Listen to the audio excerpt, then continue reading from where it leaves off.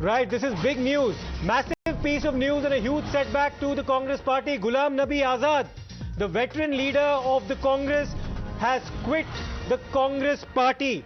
This is something that's been brewing for a long time. He's spoken out. He was part of the G23, raised several questions of the Congress leadership over an extended period of time, and he's now decided to part with the Congress, end a very long association with the Congress party, and has resigned from all party positions of the Congress party. Let me go across immediately to Niyamika. Niyamika, this is big news. One of the senior most leaders of the Congress, Mr. Ghulam Nabi Azad, has stepped down from all party posts.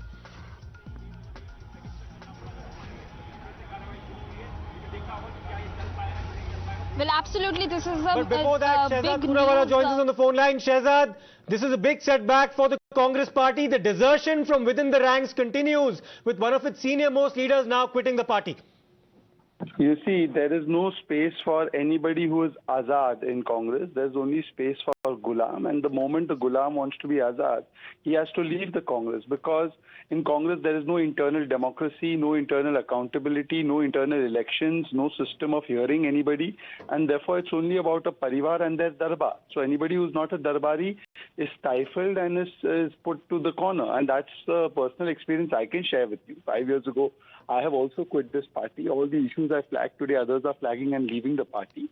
So this is how the Congress operates. It's about one family above party. It's about parivar, not performance. And therefore, it's nothing surprising if this news is true. It is only to be expected. The manner in which the G23 was sidelined, the senior leaders were sidelined, that's only because there is no internal democracy and there's no internal accountability. It's all about the parivar and the darbar. And how embarrassing do you believe this is for the Gandhi family? Because Mr. Ghulam Nabi Azad has also had a long association with them for a very long period of time.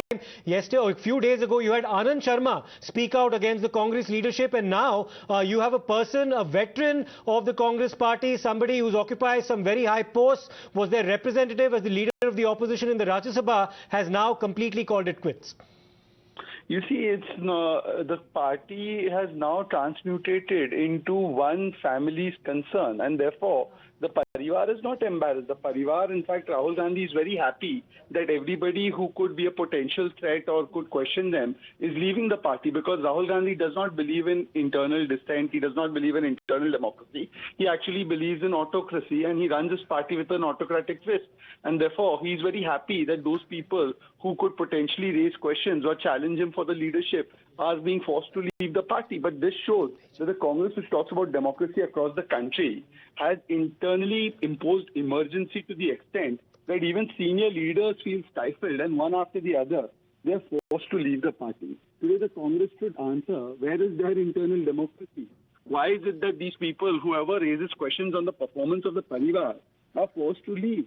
Why is it that there is no space for merit or accountability within the party? There are about, I think, more than 150 leaders of the Congress who've left the Congress party in the last few years, and obviously because of the parivar. And Shehzad, this is something that's also happening on the heels of a meeting that was expected to be called by the Congress party to appoint its next president. Currently, the interim president remains Sonia Gandhi. There was speculation that Ashok Gehlot might take over. But clearly, even with that piece of news forthcoming and that meeting having been postponed to another day, the exit of Ghulam Nabi Azad will be something that will raise serious questions now about who is likely to take over and whether or not the Gandhi family can continue to command the respect that it once did within the rank and file of the party.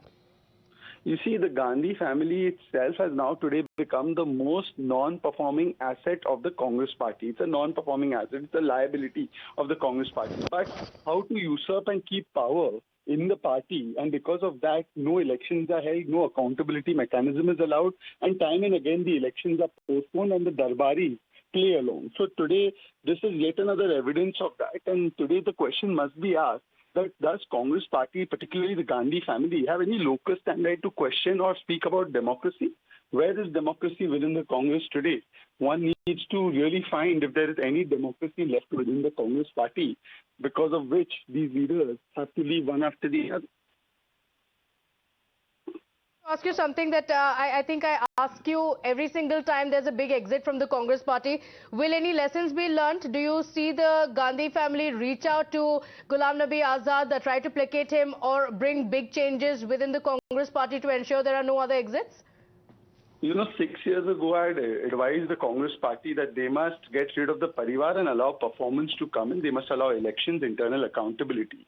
Clearly, they have not learnt any lessons, and therefore I can only say, ताउम्र Congress यही गलती करती रही, धूल चेहरे पर थी, कांग्रेस आईना साफ करती रही. These people will continue to speak all kinds of things, but they will not understand that the real issue lies with the parivar, lies with the dynastic model that they follow, lies with the stifling of internal accountability and democracy.